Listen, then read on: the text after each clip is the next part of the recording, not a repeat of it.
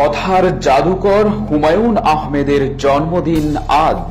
বাংলা সাহিত্যে কথার জাদুকর হিসেবে খ্যাত হুমায়ুন আহমেদের ৭৩তম জন্মবার্ষিকী আজ।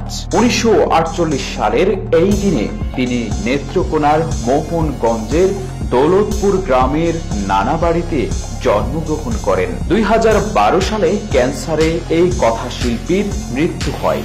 তার অসামান্য সাহিত্য কীর্তি ও নির্মাণ আজ বাঙালি ও বাংলাদেশের সম্পদ। তাই হুমায়ুন মুগ্ধ পাঠকের হৃদয়ে তিনি চিরায়ত হয়ে আছেন তার আশ্চর্য সুন্দর রচনাবলীর মাধ্যমে।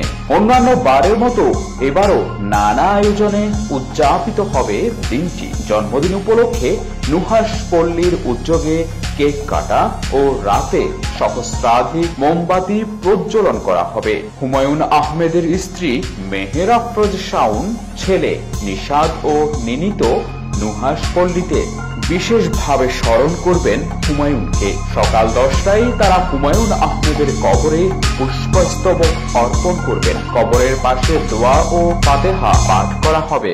আমাদের ভিডিওটি কেমন লেগেছে এবং ভিডিও নিয়ে কোনো মতামত থাকলে তা কমেন্ট করে জানিয়ে দিন। লাইক এবং শেয়ার করে বন্ধুদের মাঝে ছড়িয়ে দিন।